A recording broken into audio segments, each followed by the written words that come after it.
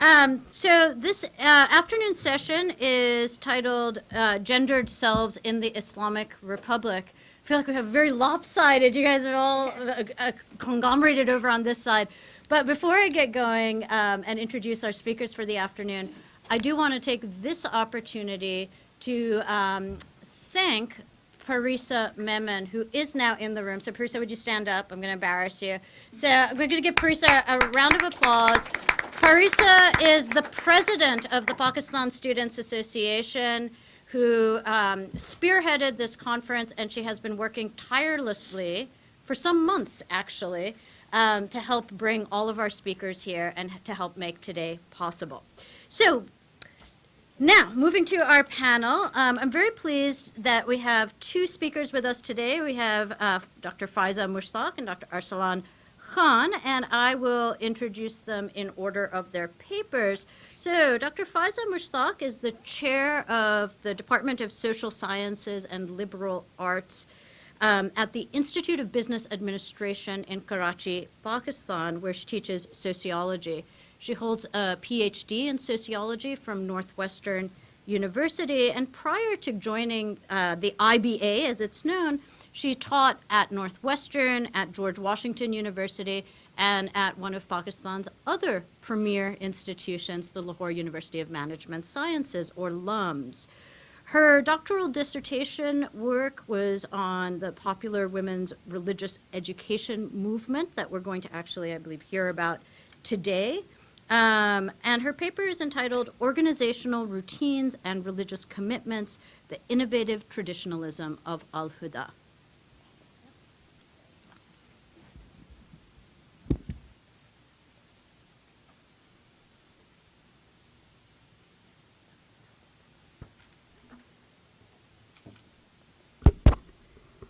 Okay, great. Thank you, Farina. Thank you, all the organizers, and thank you to all of you for being here. And the challenges of presenting in a session right after lunch and making sure that people stay awake are of a different nature, but let's hope that I'm able to keep your interest. So the group that I'm going to talk about today is known as Al-Huda. Some of you who are familiar with Pakistan might be familiar with the group or their activities. And this is part of what my dissertation fieldwork was on, as Farina pointed out. So my focus is going to be on Al-Huda as a movement and the rapid success and growth of the movement, as well as the involvement of social groups which were not previously known for their religious enthusiasm, which is what makes Al-Huda a particularly interesting case. So I want to ask questions like, what are the interpretations of Islam and the teaching practices that draw these women to these schools that Al-Huda runs? And how is it that these ideas, this classroom learning, becomes authoritative enough to shape the ideas and the practices of these group members and spread outside to the rest of society? So let me begin by introducing what Al-Huda is. Let me give you an overview. So Al-Huda began in 1994. There was a woman called Dr. Farhat Hashmi. She's a doctor. She has a PhD in Islamic studies from the University of Glasgow. So she began by offering religious classes for women. And in 1994, Al-Huda was registered. Its formal official name is the Al-Huda International Welfare Foundation. And then, so the first school, the first branch of an Al-Huda school opened in Islamabad in 1994. And then from there, it grew and it spread very, very rapidly. So a year later, the first batch of women graduated from that Al-Huda school in Islamabad with a diploma. And then they went on and started teaching in other cities. So from there, courses began in Lahore, in Karachi in 2000, and from there they moved to wherever there's a Pakistani diaspora community around the world. So in Toronto, an official branch of Al-Huda opened in 2005. In 2006, they started offering classes online as well. So now, currently, there's an Al-Huda Institute in the three big cities of Pakistan, Islamabad, Lahore, and Karachi. But now there are also Al-Huda branches in towns across Pakistan. So cities and small and big towns across Pakistan, you will find some sort of a presence that Al-Huda has. So that's what I mean by a pretty rapid, within a decade of 15 years, it went from being one small school in Islamabad to having this very vast outreach, and it made inroads amongst urban educated women who have not traditionally been known for being part of these religious mobilizations in Pakistan. And now the structure of the Al-Huda organization is that it runs 3 different departments. So the main one is education, and I'll talk in a little bit about what that education consists of, but then they also do a lot of social welfare work. And then their third department is mass communication, and the work of that department is coming up with CDs and tapes and pamphlets and maintaining a website. And so women who do not officially enroll in Al-Huda classes or do not attend the schools, they are still exposed to the ideas of the movement through all of this media outreach work that they do. So what is this model of religious education that Al-Huda follows? Well, the main focus of the movement, or what these Al-Huda schools offer women, is a study of the Quran. And the promise is that we are not going to rely on intermediaries, but give these women direct access to the text of the Quran, which is originally in Arabic. So they do that in 3 ways. One is that they teach women sort of an intimate familiarity with the Arabic text of the Quran by practicing its recitation, which is what they call tajweed, and then translation, the word-to-word tarjuma of the Quran, and then thirdly, an explanation or tafsir of these various, each and every Quranic verse, in which they relate the Quranic verses to, well, some of its historical context, but also especially to the contemporary concerns that women attending these classes have. So relating them, making Quranic verses relevant to the contemporary context, to the day-to-day lives of these women. And in addition to this core of Quranic study, they also place a lot of emphasis on the study of the Hadith, which is the tradition of the Prophet Muhammad. And central to this Al-Huda education is, well, there are a couple of other things. One is this critique of madrasas, the traditional model of religious education practiced in South Asian Islam, as well as lots of other customary religious practices. So like going to shrines or holding milads or any form of mystical interpretations and practices of Islam. And then also this broader critique of social practices and customs. And the second thing, which is central to the education that Al-Huda provides, is this belief that once these women get to understand and know the Quran in the proper way, in the true sense, then that will spur a change in their own behavior. And that then this learning has to be shared with others, right? So the program of learning that these women go through, the training that these women go through, that combines a pretty rigorous focus on self-examination and changing your own patterns of behavior and thinking, coupled with taking that learning and sharing it with others within their family, within their workplaces, within their schools, or with strangers, as the case might be. So a quick note about methods. I studied this movement. I spent about 20 plus months in the field, so to speak, studying Al-Huda. And there are 3 different types of methods that I use. The first one is participant observation. So that means attending Al-Huda classes and other gatherings where these women congregated in Karachi, Lahore, and Islamabad, and then briefly in Toronto as well. But really the focus of my work is on Al-Huda and its activities in Pakistan, not in the transnational context. So participant observation is one. Interviews, formal interviews with some of the leaders, the teachers, the organizers of the movement, as well as women who attend and participate in various Al-Huda activities. And then the third type of data sources, the type of analysis that I do is textual analysis. So looking at all of the material that is used in the classes, all of the material that, the pamphlets, the publications, the websites, Farhad Hashmi's lectures, which form the core of what is taught in these classes. So these 3. So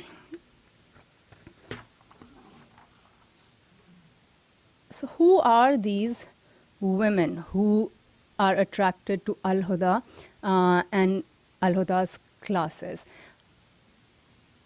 Well, gender, of course, is one of the primary forms of demarcation through which Al-Huda targets its particular audience. And so this is primarily a model of religious education designed for and meant to attract women. Often what outsiders believe is that these women who flock to Al-Huda classes belong to these very elite privileged backgrounds. Right? So there's a very sort of flattened, homogeneous understanding of what the Al-Huda support base consists of, which is not actually very true.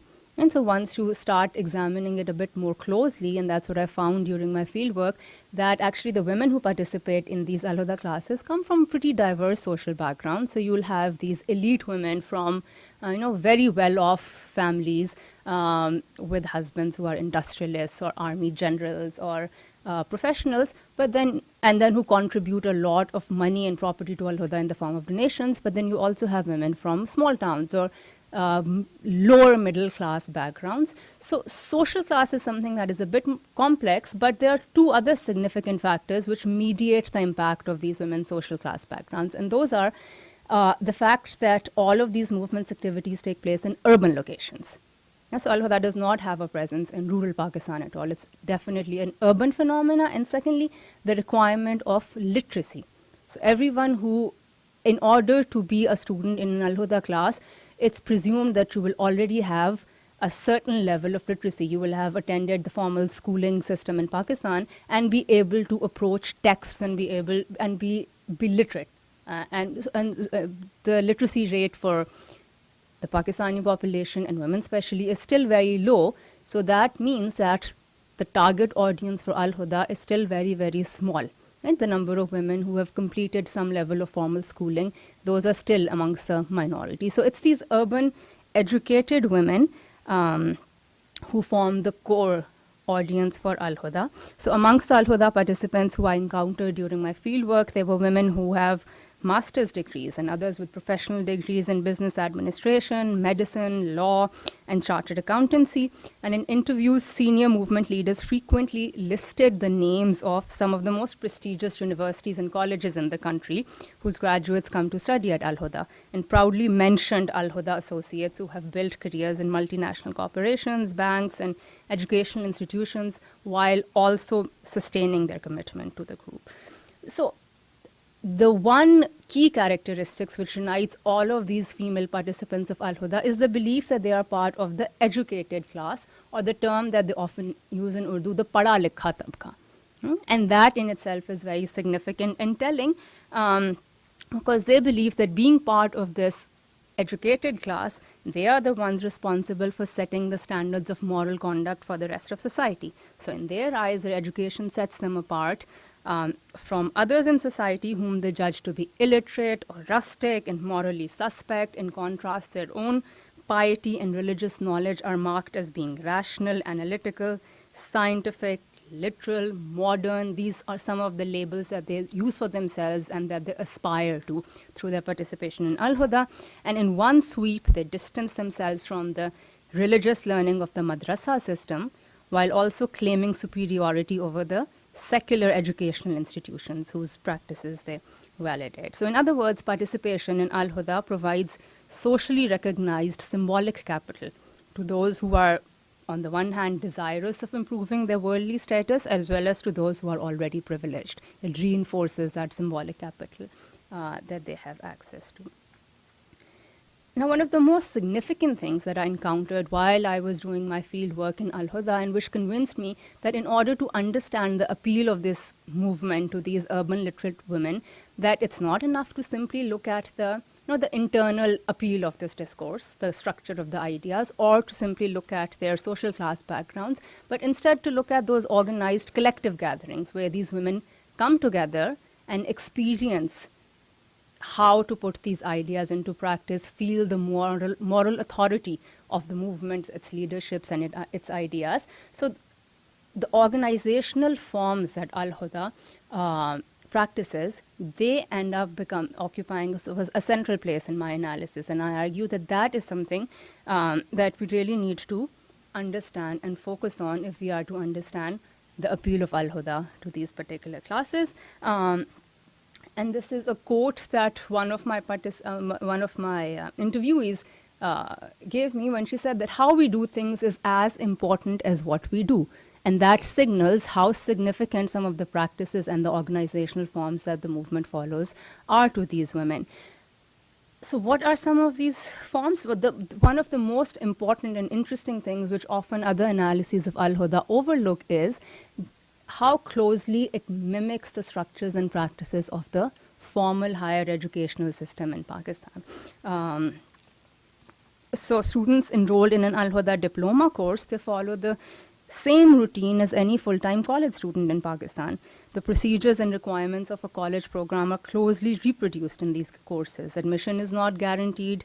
Applicants have to pass an entrance test and possess formal educational qualifications for some courses. That's a high school degree, which is a requirement. For others, it's a bachelor's degree, which is a prerequisite. There is no age limit, but then there's an interview which further screens for interest and aptitude, while on campus, students are expected to dress in a uniform, which is specific to the program that they are enrolled in. Their academic year is divided into 3 terms. Students who do not meet the conditions, like a particular rate of attendance, they fail. They have to repeat the entire term before qualifying for the diploma. Students who do well and finish at the top of the class, they receive prizes and diplomas. So in other words, those students who are enrolled in and attending an Al-Huda class, what they're doing is in some ways even more rigorous than what their public school and college education in Pakistan has looked like. So these findings from that my field work pointed to, they sort of point to Al-Huda's embeddedness in its social and cultural context. So the participants in this particular Islamic reform movement, they share a lot with their counterparts around the world, with Islamic piety and reform movements that women in Syria, in Egypt, and Bangladesh, and many other parts of the Islamic world participate in. But their actions and their preoccupations also have a very specific local relevance. So like those other women in other Muslim countries, Al-Huda women are also, they share the conviction that moral reform and the correct observance of religion by individuals will gradually lead to the reform of social institutions. And many of those other women in other countries also belong to elite, educated, and urban backgrounds, but they utilize the spaces of mosques or private homes. Few of them have adopted the structures and practices of formal education that one finds at Al-Huda. The dedicated campus buildings, the admission and registration requirements, the fixed syllabi, the teacher training, all of these practices. So these organizational choices at Al-Huda, I argue, more fully in other parts of my work, which I'll just hint at in this talk, that these are born out of the experiences of Pakistani women in gaining access to higher education over the 1980s and 1990s, and the ongoing battles over their professional careers, mobility, and public visibility. So much of Al-Huda's success comes from its timing and from recognizing and marshalling the markers of legitimacy and symbolic capital in deeply stratified Pakistani society. There are many ways in which Al-Huda is a hybrid organization, and it borrows a lot from various overlapping institutional fields. So the Al-Huda religious schools, the program of Islamic religious study that they offer, in some ways that's part of the institution of Islamic learning and transmission of knowledge. But Al-Huda also borrows, as I just pointed out, from the formal higher education system, as well as from the business and media corporate worlds, and from the sector of NGO, social welfare, religious charity, and feminist organizations. And so it's a hybrid organizational model that they follow. And the group members themselves also recognize this hybridity when they acknowledge that Al-Huda is not like other schools or colleges or madrasas or an NGO or a religious charity. For instance, the diploma that these students work so diligently towards acquiring, it's not recognized by any state agency or by any sort of external accreditation. So as one of, again, my interviewees, an Al-Huda administrator, explained to me that they cannot get their degree formally recognized by the government because Al-Huda schools don't follow within the purview of the Ministry of Education, nor are they overseen by the Ministry of Religion like madrasas are. So even if it wanted to, she said, the government wouldn't know where to classify us or what to do with us, because it occupies this hybrid organizational space within this institutional field.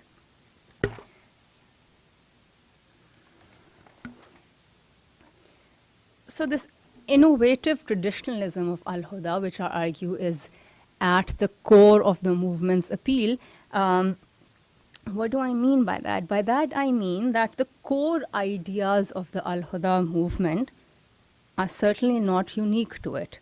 The core ideas about direct access to the sacred texts, about true understanding of the Quran spurring behavioral transformation, or about self-appraisal and social reform being linked under the rubric of dawah or religious outreach. So these are not unique. They are shared by many other religious groups of women or others across the world. The organizational innovation of Al-Huda lies in embedding these ideas within practical activities that women can then carry into their everyday lives, and convincing these women that they can be religious and modern at the same time. So Al-Huda has made an extensive organizational investment in devising formal procedural guidelines and training students and staff members to put them into practice. So many observers of Muslim women's participation in contemporary piety movements propose that the modernity of these movements is their appealing feature. For instance, a study by Rachel Ronaldo of a women's group in Indonesia argues that it is the modernist values and personal identity markers that Islam seems to offer in its egalitarianism and its urbanity and self-discipline. And many others echo this sort of an understanding, this sort of an explanation of how it is the values and the identity markers which make these movements modern and which explain the appeal of these movements to these women. But I suggest that this explanation offers us a very limited understanding of what participants in these movements themselves identify as being modern and desirable. So I argue that we need to shift the focus of attention away from individuals and their subjectivities or their bodily practices and ethical dispositions to include an analysis of the organizational settings in which they collectively experience Islam and their embeddedness in society. So in some of this work, in some of this argument that I'm building, I'm guided by Elizabeth Clemens, a sociologist. I don't know if any of you are familiar with her work, but as she reminds us that rules of the game matter as much as the outcomes, and how groups organize is as important as what they organize for. So in that vein, I argue that the women of Al-Huda, they value the skills and the resources that they acquire through their engagement with Al-Huda's educational, welfare, and outreach activities. In other words, it's not so much about values and identity markers, but it's the skills and resources that they are getting through their participation in Al-Huda's activities. Al-Huda participants appreciate what they do, but also how they do it in modern ways. So their chosen organizational form combines elements from the modern workplace and education and facilitates the pursuit of stated individual and organizational goals, like getting to know the meaning of the Quran directly or changing the modern world while living in it. In setting themselves apart from a society that they seek to reform, they embrace some of the same skills that are prized in its dominant institutions. So participation in Al-Huda can provide a path to religious virtue, but at the same time also provide a path to personal development, public service, or all three at the same time.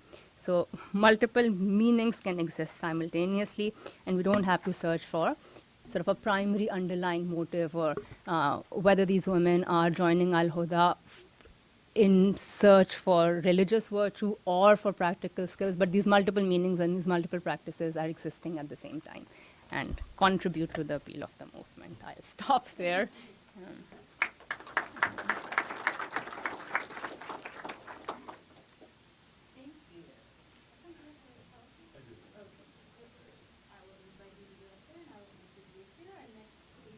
is Arsalan Khan, who is assistant professor of anthropology at Union College in my home state of New York. And he holds a PhD in anthropology from the University of Virginia. Broadly speaking, Arsalan's research interests touch on the relationship between Islam, secularism, and modernity. And in that sense, this, obviously you can see, I think, why we have Faiza and Arsalan on the same panel. Today his talk to us is entitled Pious Masculinity, Gender, Ritual, and Ethical Reflexivity in the Tablighi Jamaat in Pakistan. Welcome, Arsalan. Yeah. Thank you, Farina. Thank you, Salman, for organizing this and inviting me. It's really great that Faiza went right before me, because the kind of models that she described in Al-Huda are precisely the models that, in general, Tablighi Jamaat distances itself from, the kind of modernist disposition. I'm not going to talk about that here, but it's important to note that, right, the mosque space is a very important institutional space, as you'll see in my talk. This is a paper that's part of a larger article that I have coming out that develops this sort of idea of pious masculinity, the pious male subject, and a kind of association between a certain kind of idea of masculinity and what the Tablighis understand as an ethics of patriarchal ethics, no doubt, but a patriarchal ethics of care. And my argument in that is also a kind of model of Islamic governance and sovereignty more generally that is both different from liberal sovereignty and from the Islamist state. So I have an article about Tablighi critique of Islamism as well. So some of that will come out, but today my talk is really a much more condensed version of some issues. The pious masculinity is meant to address problems of violence and insecurity in Pakistan. So I'll be speaking about that. So I'll just get right into this.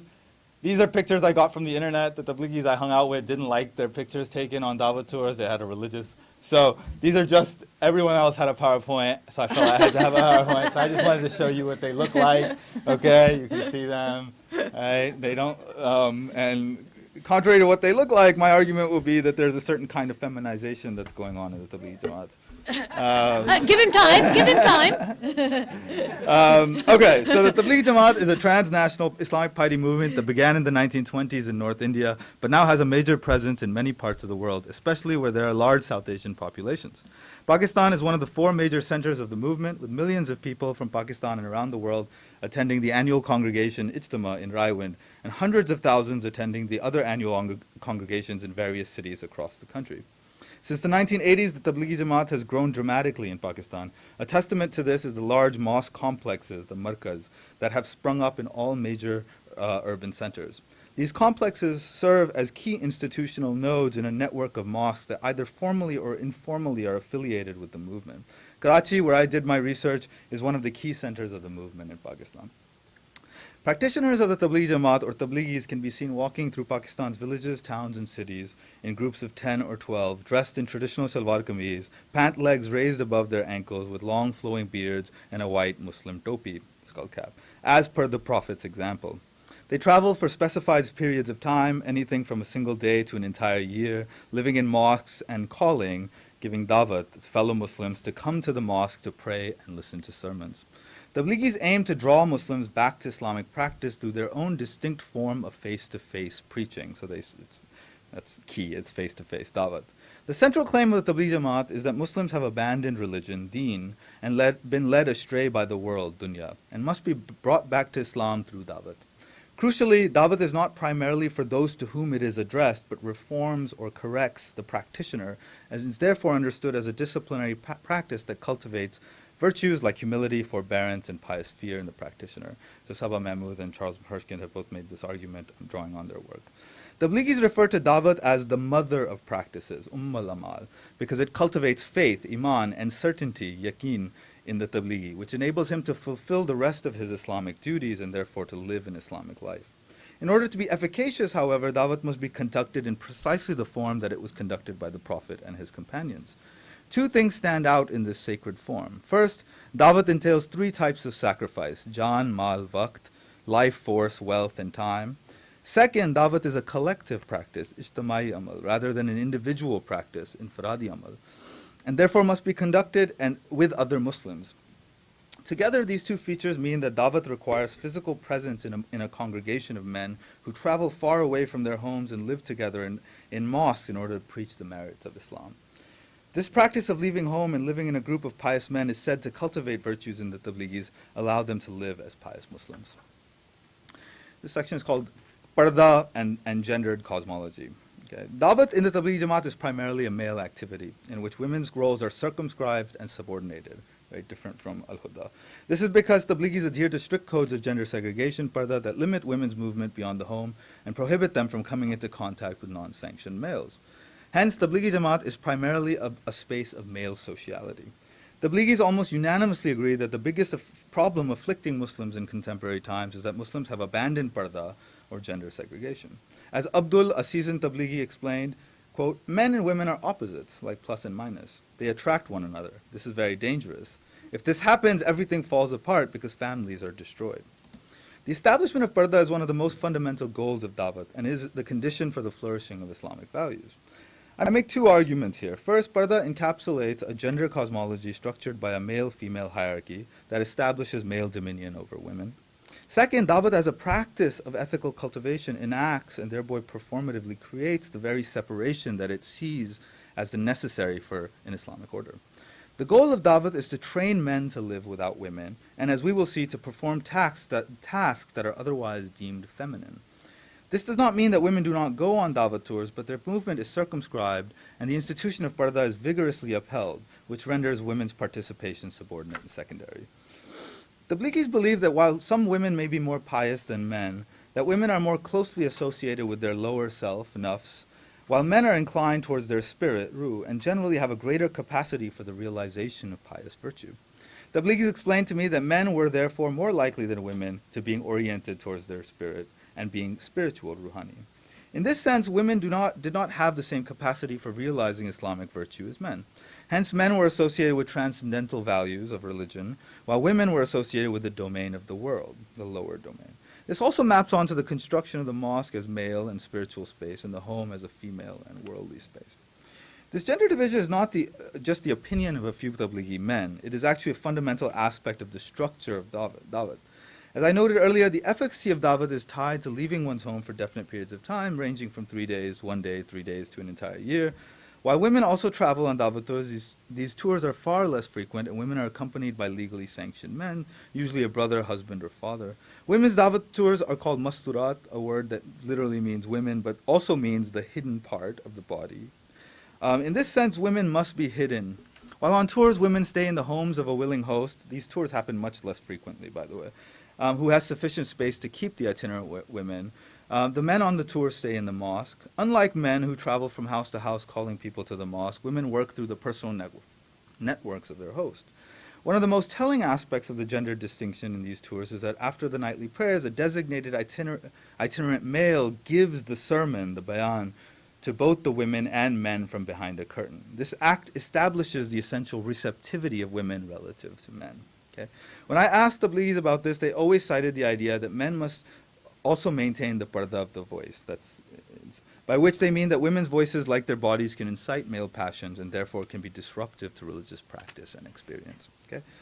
What I'm suggesting here is that the establishment of parda is both the stated aim of dawat, but is also enacted in dawat insofar as the efficacy of dawat depends on separating men and women. For the Tablighis I came to know, living away from women in a community of men, was fundamental to their training. While on dawat tours, Tablighis assumed roles that are not expected of them at home, roles that are designated as female, like cooking and cleaning. As one Tablighi explained to me, quote, when we are home, our wives and mothers do everything for us. Isn't it true? You get your breakfast in the morning without any effort, eggs, paratha, tea, whatever you want, right? But when you are on the path of Allah, you have to do everything yourself, and you're responsible for others too. This work draws you near to Allah. The work to which he refers is a formalized institution called khidmat, or I translate that service, I guess. Each day on dawat tour, a set of Tablighis are assigned the task of buying and cooking food and serving others. You can see here that they have the necessary utensils for that. And generally ensuring that everyone's needs are taken care of so that they can focus on dawat. So some people do the cooking and cleaning in the mosque, while others go out on dawat. Service is considered essential work not only because it allows others to devote themselves to dawat, but crucially also because the tablighi doing the service cultivates the virtues of humility and patience. It's clear from tablighi's telling that the service is primarily feminine work that they don't normally do. Barbara Metcalf has argued that because Tablighi men conduct activities that are traditionally associated with women, like cooking, the Tablighi Jamaat creates more egalitarian gender relations.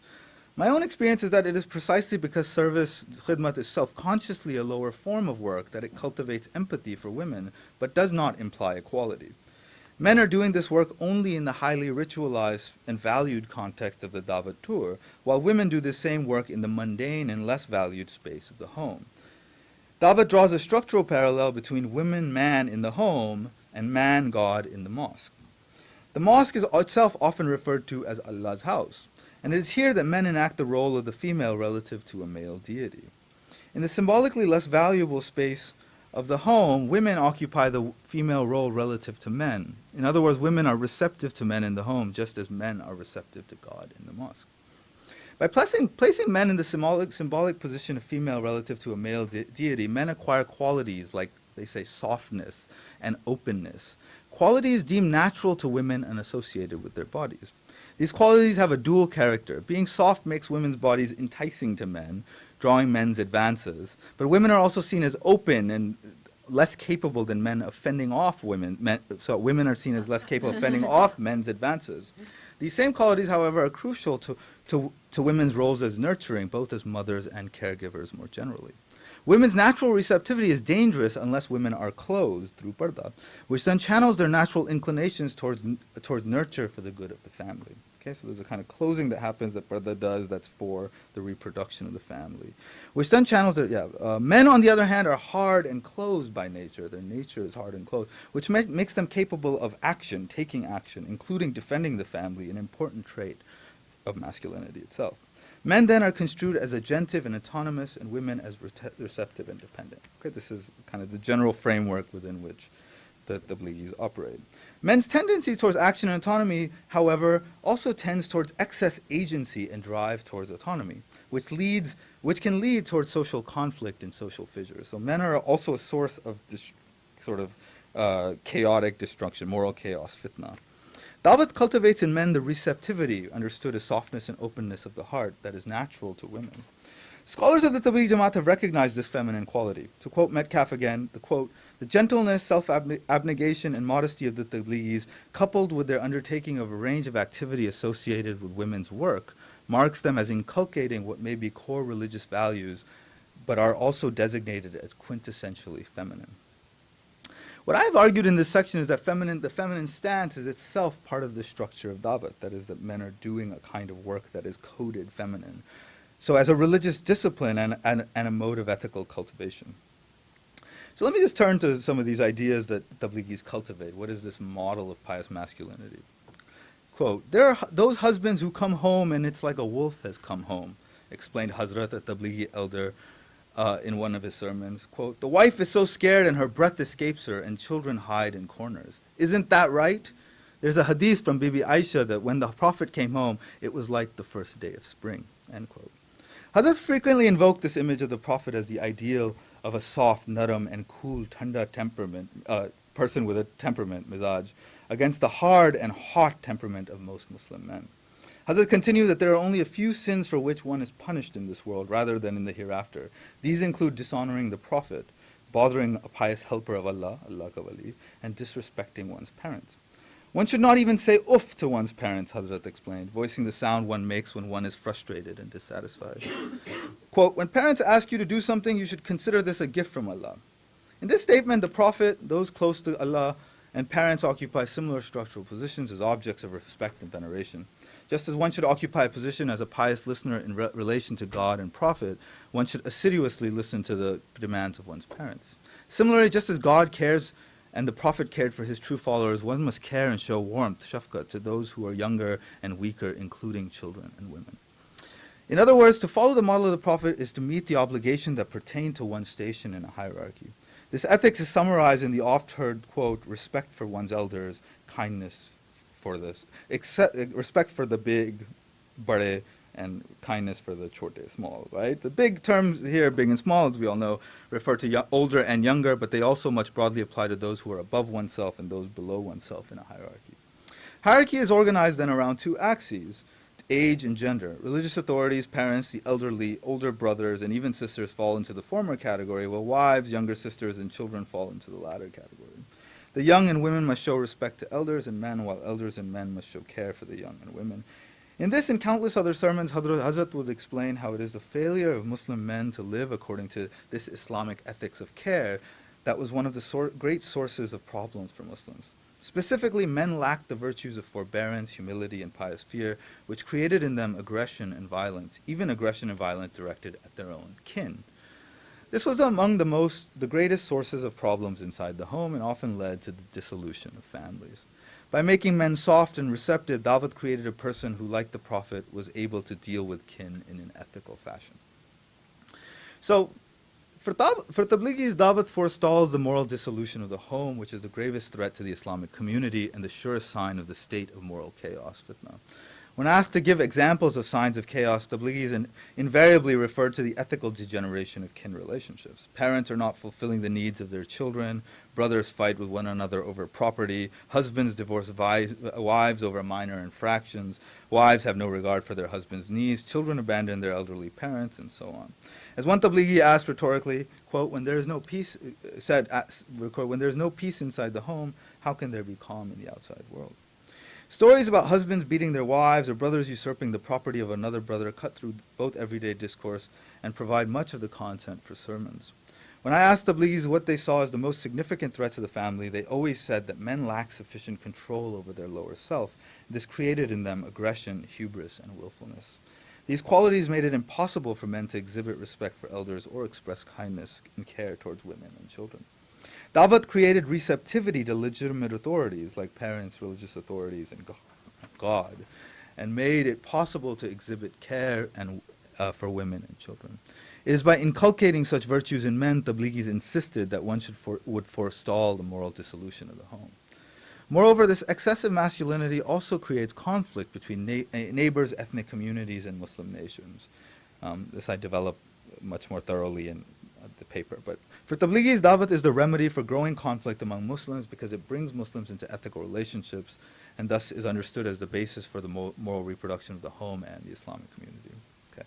So I kind of want to shift gears a little bit to pious masculinity in times of moral chaos.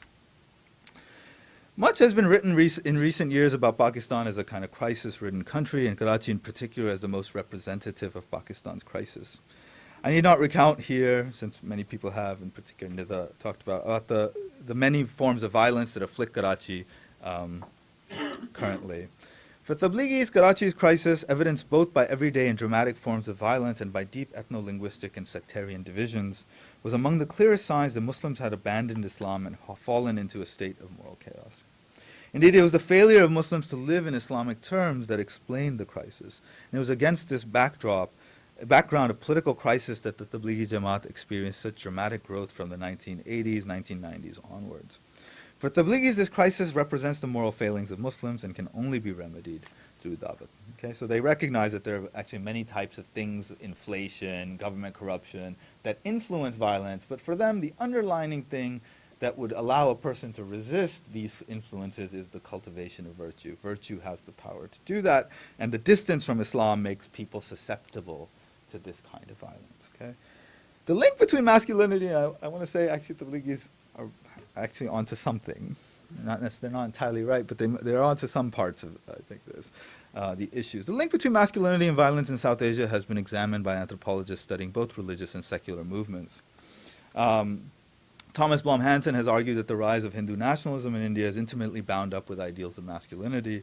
Hansen argues that in British Orientalism, Hindus were cast as feminine and weak relative to their more virile and masculine Muslim counterparts, and Hindu nationalism represents an effort to, quote, recuperating masculinity from the Muslim other. Writing about the origins of the Jamaat Islami in India, Irfan Ahmad, though this is not his focus, has suggested that the party recast narratives about the Prophet in the direction of masculinist fantasies of power, autonomy, and virility. Islamism here partly represents a response to the emasculation of Muslim men, first by the British colonial administration and later against the threat of Hindu nationalism. In Pakistan, the link between violence and masculinity has been developed in Oscar Verkuyke's Migrants and Militants, Fun and Urban Violence in Pakistan. Verkuyke shows how street humor, transgressive masculinity, and physicality in the MQM party create the grounds for more dramatic forms of violence, including ethnocide, and how such violence is constitutive of everyday reality in Karachi. The Tablighi I did research among shared with these scholars the idea that the sources of violence are to be found in excessive and untamed masculinity, which could only be molded and brought into line with pious ideals through dawat. I heard many narratives about the local gunda, the thug gangster who had his life radically transformed by dawat. In these narratives, a gunda who was once an object of fear and a source of mayhem in the neighborhood draws all the other gang members away from their illicit activities and radically transforms the neighborhood. Okay, so he hears the adhan, he goes to the mosque, he realizes his life is not right, he has a kind of radical transformation, and with him come all these other people. Such narratives serve to reinforce the claim that dawat is the solution to all problems, but specifically to the problem of violence, domestically and in the nation and global Islamic community. So let me just conclude here about how, let me conclude by suggesting how this ethnographic account of pious masculinity can help us rethink the paradigm of security that has emerged in relation to Pakistan and other parts of the Muslim world since 9/11, one that is singularly focused on Islamic militancy and extremism. In this security framework, piety movements like the Tablighi Jamaat have come under scrutiny for being, quote, stepping stones towards jihadist militancy. Tablighi religiosity is seen as dangerous not because of explicit discourse endorsing violence, which I didn't hear very much of at all. In fact, most Tablighi discourse is sort of pitted against jihad.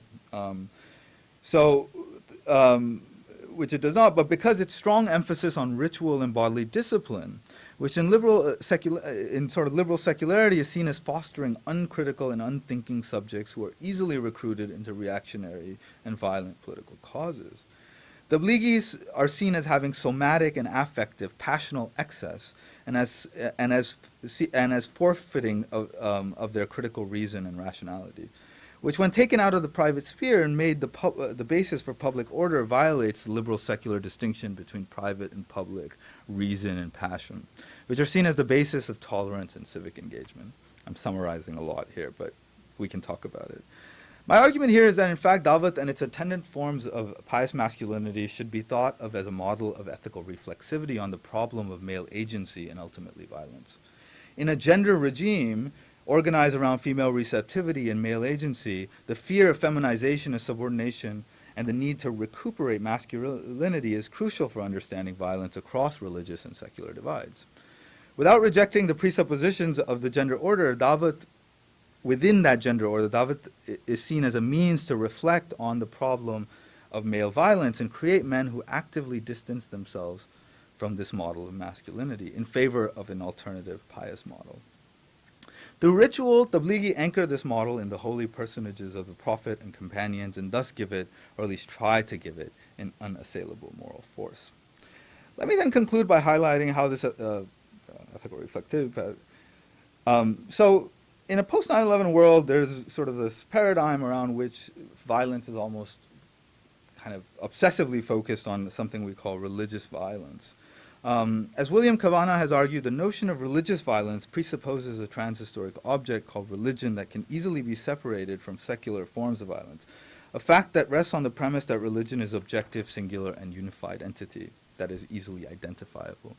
Tablighis and militant Islamic groups are often lumped together on the basis of presumed similarities, especially religious typifications like beards, though also some aspects of doctrine we can talk about, rather than on any careful consideration of how these signs of religiosity fit in broader religious and ethical life worlds. The notion of, quote, religious violence obscures the dimensions of violence like male agency that cut ideas about male agency that cut across religious and secular divides. Moreover, by drawing a sharp distinction between religion and the secular, irrational and rational, the notion of religious violence itself rationalizes forms of secular violence, or forms of violence that it deems secular. We can see that this logic is at work in the global war on terror, where the discourse of terror enables what Dalal Asad has called the state's extension of violence in the cause of security. The notion of religious violence serves to authorize the violence of secular power in the modern world, And not only does this liberal framework rationalize the violence that arises from secular power, it has that capacity, doesn't necessarily do that. It elides the ethical work that the Islamic practitioners like the Pakistani Tablighis are doing to address the violent afflictions of post-colonial modernity.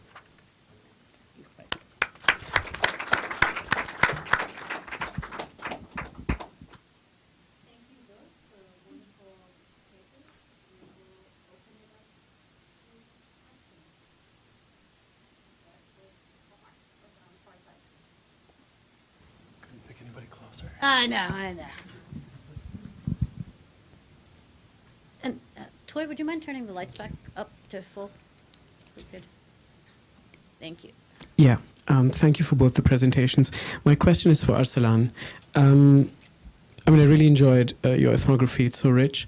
And I was wondering about this idea of receptivity in relation to God.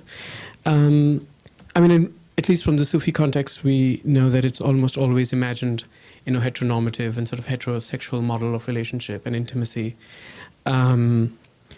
To the point, so I'm thinking, because you talk about ethical cultivations, I'm wondering what kind of labors does this cultivation involve in a homosocial setting? I know from female fakirs that they see themselves in having an advantage over male fakirs because they're already women, and their imagination of this kind of ritual intimacy in relation to the saint works because of the heterosexual model of intimacy.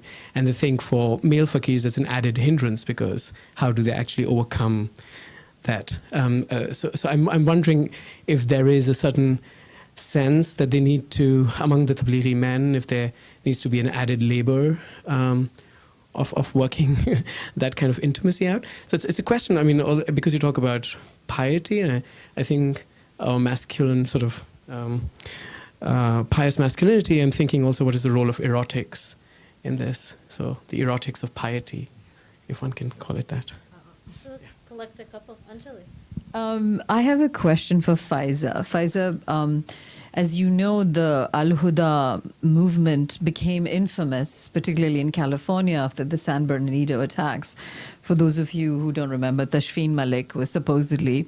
So my question is you sort of talked at the end about the organization that one should, and I thought that was a very, I hadn't thought about it. That was really thought-provoking for me, but I wanted to push you a little bit more on that. Just to speculate out aloud, even if this isn't part of your project, because you're the only one with the expertise here, I have been to the Al-Huda school in Hyderabad in India, and one of the courses they teach is Islamic feminism.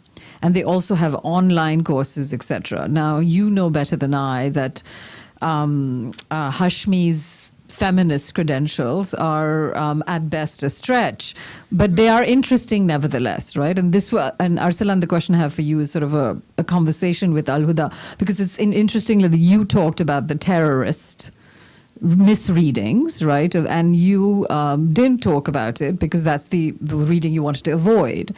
But for many of us, that's how we encounter the Salafi, Al-Huda is the medieval Salafi, etc. So I wanted to get a sense of how the international and the national merge for you, because one of the credentials that Hashmi has is she went to Glasgow. She got a PhD. She got a PhD in Pakistan. Nobody would care, right? She went to Glasgow and learned about Islam and then came back. So I'm being facetious, but I think I'm curious to know about this interplay of the national and the international and how significant it is, particularly because of the class narrative you talked about, right? And this is, again, one of the criticisms that I have heard over and over again in India, particularly, right?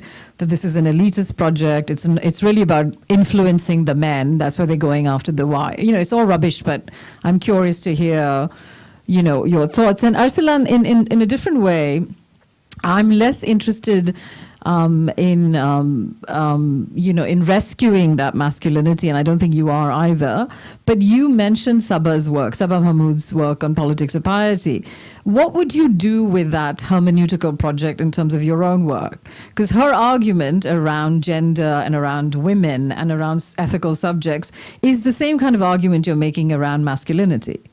Maybe I'm misreading. So perhaps I'd like you to say more about that, because I think that conversation could take us in really useful ways, right? Because that book has been misread so often as been an apologist text, etc. Well, I think it's making, and I think you're sort of doing some of that similar work, but from a very different gendered perspective, right? So say more, because I think that would be great for us to hear and engage with as well. So thank you. Let's take two more and then give you guys an opportunity to respond. So Will and then Nida, please.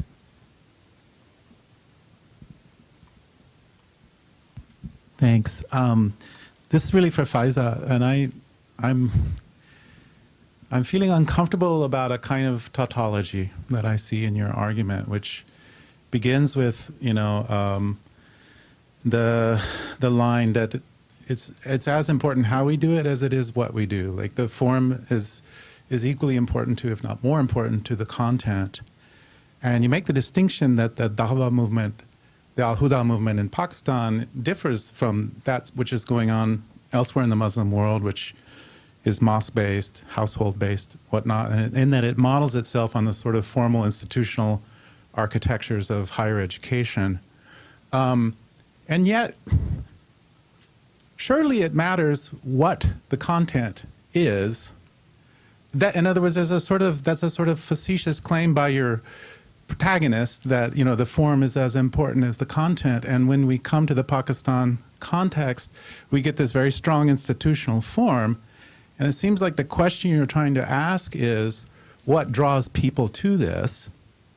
And your answer is that the institutional form in which that Dawah takes in Pakistan provides resources, authorities and resources that would come out of the formal educational system. In a way, it seems like the institutional form that you've asked you've answered the question of what are people getting out of this by sort of tautologically showing that it's the institutional form itself is what they're getting out of it. And the question then, of course, becomes, well, why do they not just go to the formal education system? So there's some role here, I think, and perhaps, you've just given us a little glimpse into your work. There's some role here to think about what it is they're trying to secure content-wise in their pious practices above and beyond the institutional forms that practice takes.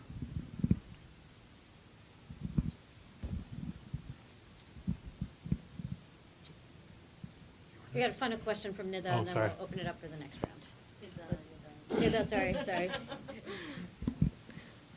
Thank you both for those papers. I thought they complemented each other. They went together quite nicely, complementarity.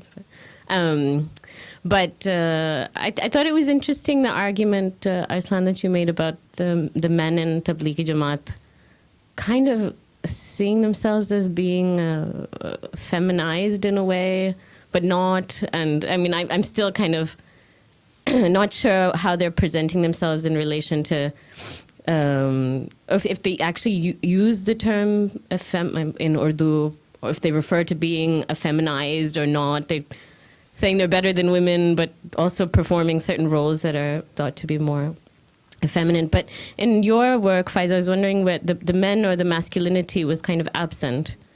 So I was wondering if the women in Al-Huda also frame themselves as moving out of traditional feminine roles, if they consciously do that, and how they deal with that, and how they express their relationship to men or symbolically to femininity and masculinity in their work, if they see themselves as reconfiguring gender relations in a particular way, consciously or not, as part of their project of being modern.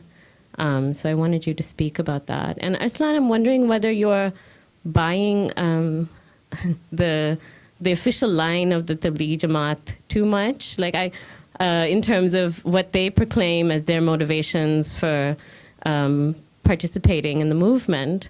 Because I know that a lot of the young men that I've come across who've gone to the उसको क्या कहते हैं राइवन में जो होता है the इज्तिमा क्या है हाँ तो that they also go for fun and time pass and enjoyment, masti, an outing. So that was kind of not there in your presentation. And so I was wondering whether that also there are multiple reasons why people participate in these kinds of movements.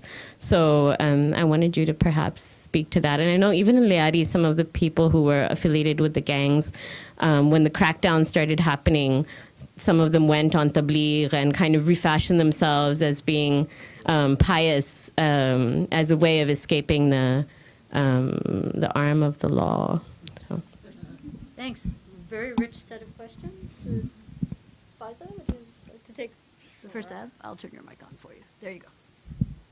Okay, so I think with all the questions combined, you address everything that I couldn't say in this paper. So I'm glad you're giving me a chance to at least, like, in passing, address some of the things.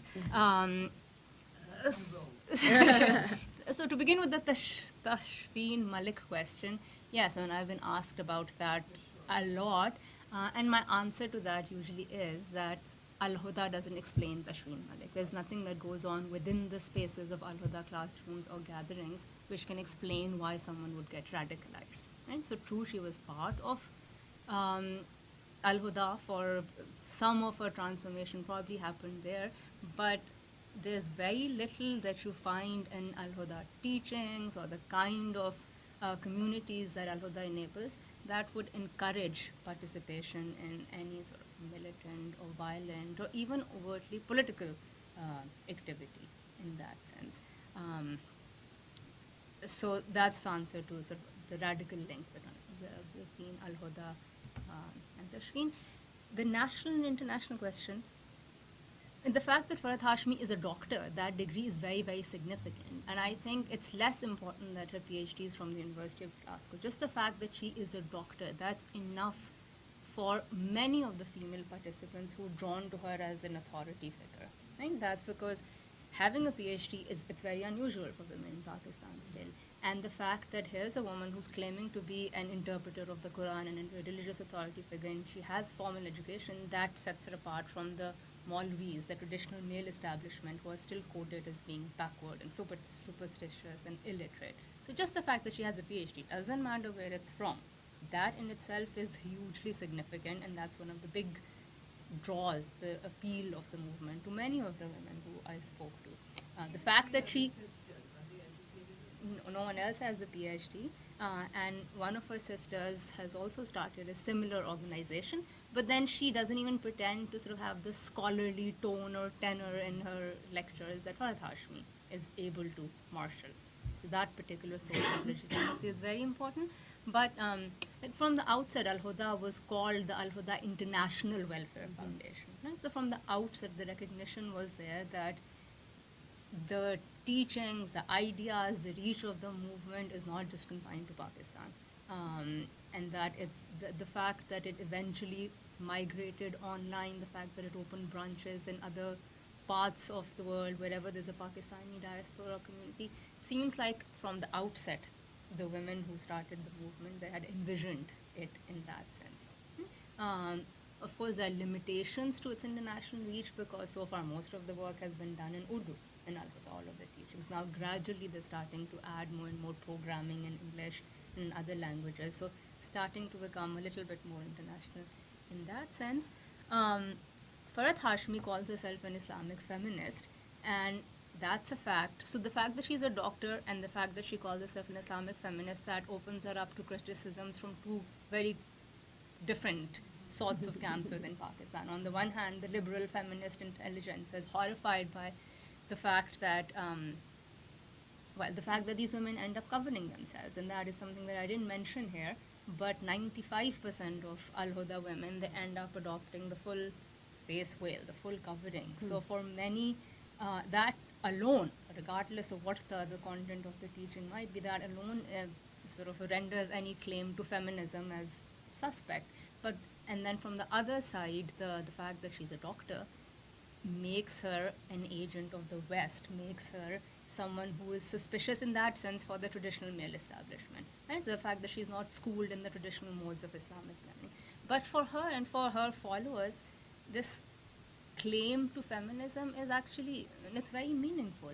The fact that, and that also brings me to Nida's point, what these women are learning in these Al-Huda classes, if you compare that to what female madrasas teach, And usually you will see some sort of home economics, some cooking, teaching women how to be effective domestic in the domestic roles. That's completely missing from Al-Huda. So Farhat Hashmi and a lot of the other women in Al-Huda claim that women have the same intellectual, moral, ethical capabilities as men do. So the texts that they use, the kind of learning, the approach to the Quran, they don't sort of make it gender specific in that sense.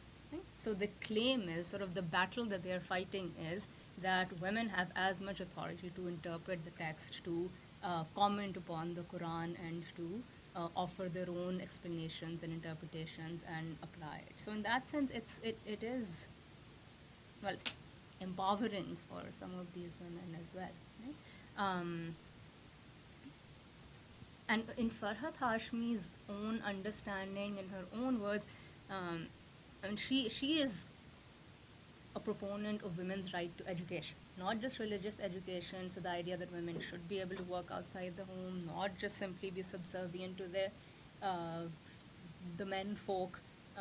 So she makes a lot of these claims, but they get lost amongst sort of different women and how they adopt her teachings in different ways. And so a lot of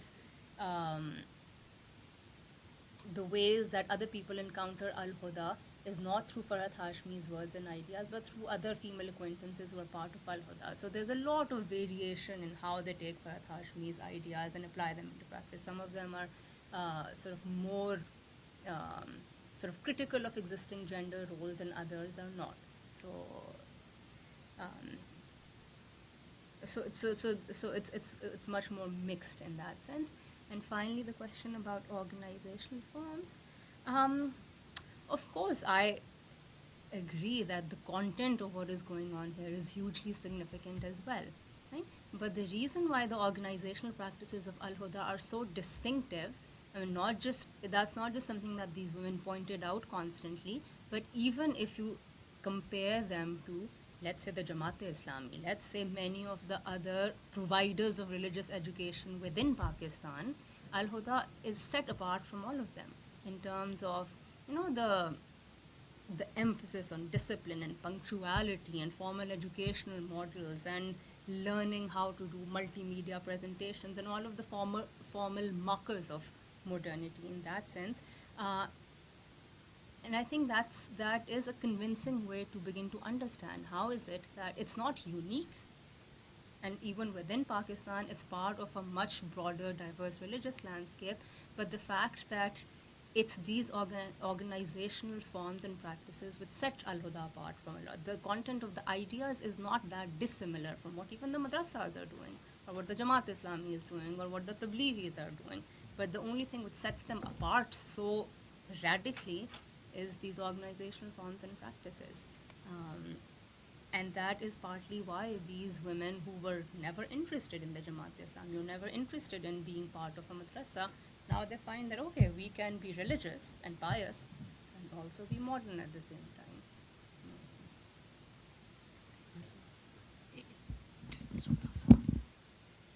Thank you for those very interesting questions. I will start with Anjali's question about the relationship between my work and Sabah Mahmood's and Charles Erskine's work. I think the masculinity angle is interesting and important because, or Islamic or pious masculinity as I'm calling it, because generally speaking, when you study Islamic movements, the focus has been, when the focus is on gender, it's on, and typically it's on women, right? And the reason for that is very simple and as brilliant, as provocatively elaborated by Sabah, but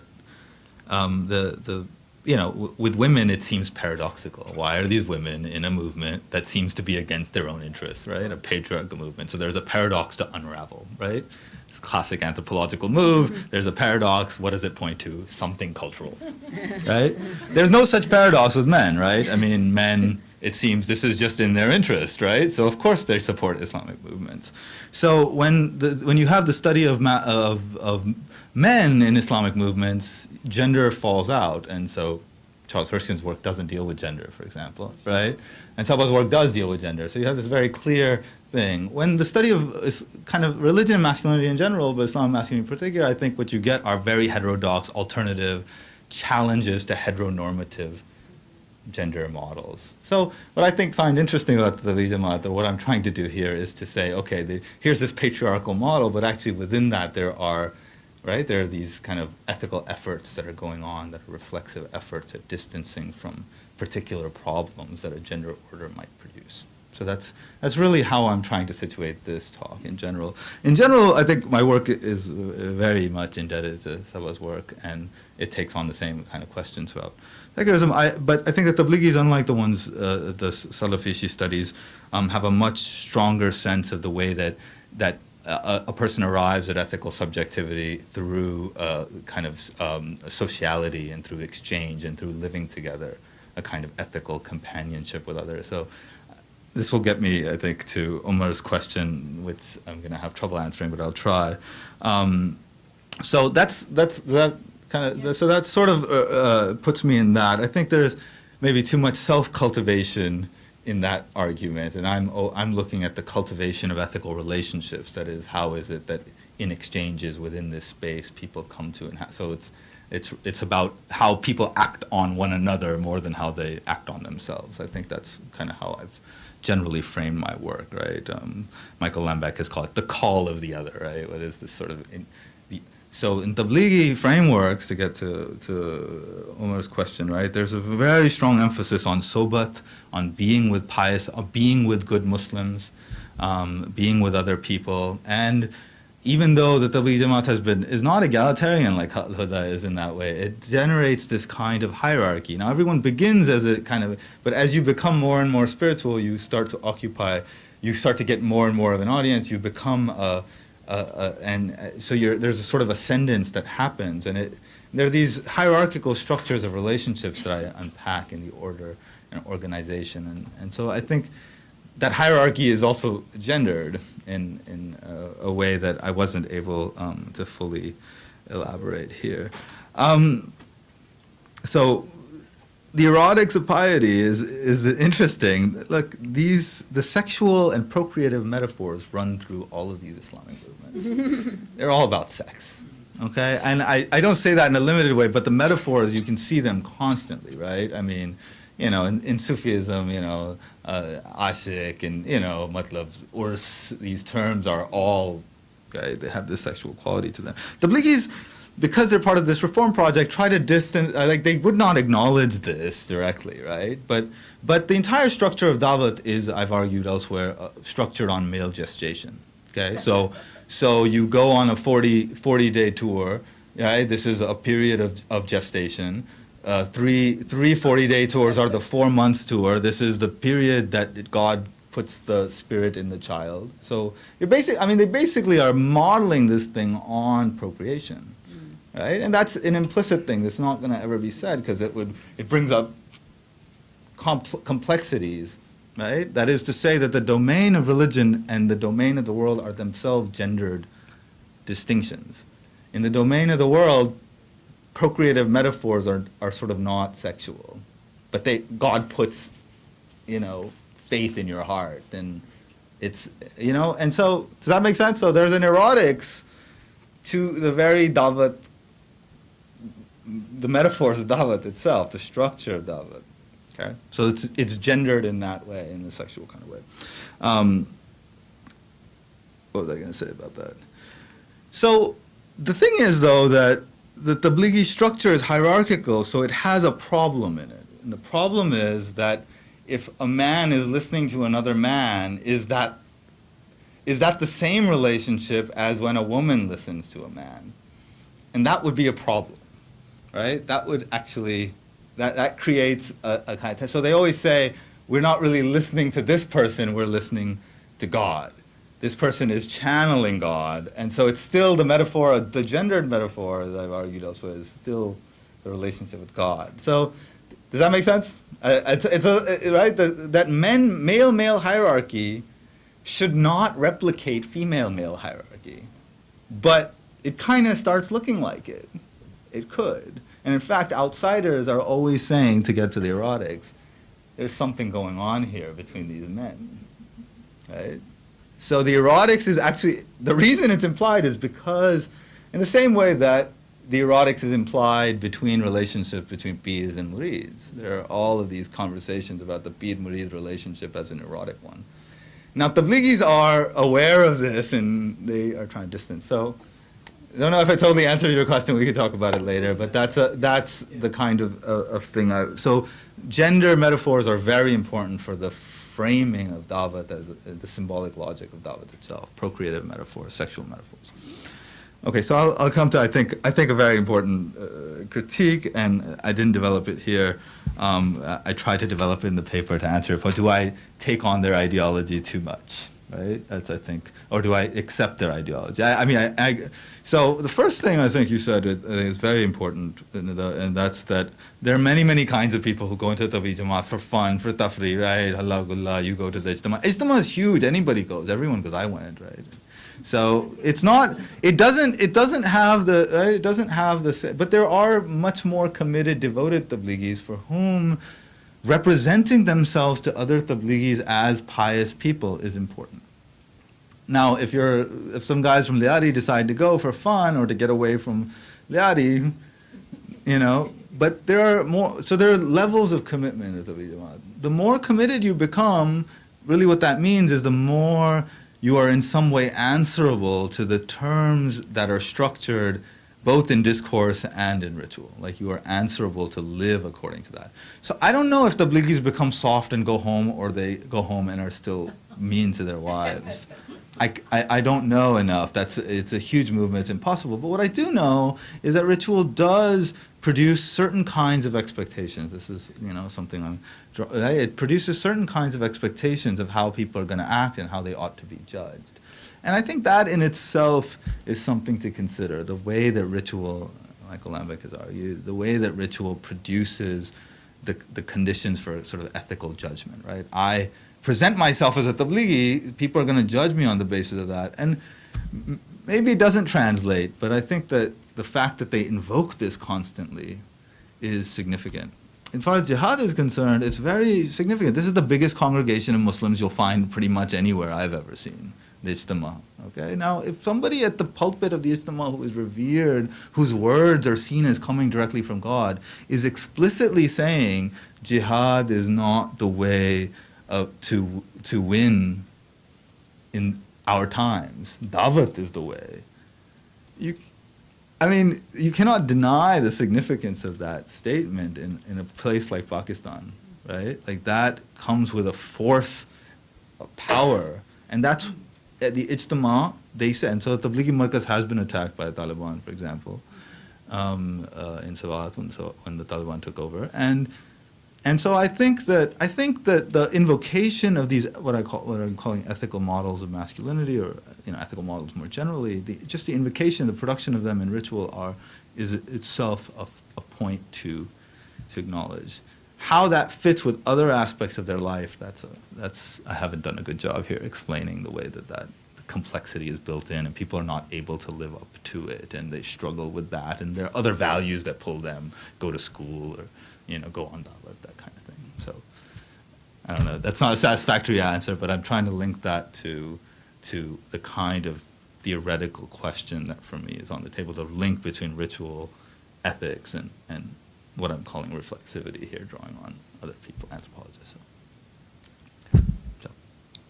So I'm going to say that one of the both the pleasures and the frustrations of having wonderful and rich papers is that you always feel like you're at the beginning of the conversation when you have to pull the plug. But I hope that we can actually pick up some of these threads and tie them actually to conversations earlier in the day in our wrap-up discussion that will happen. But at this stage, I would ask you to join me in thanking Faiza and Arsalan for such rich papers.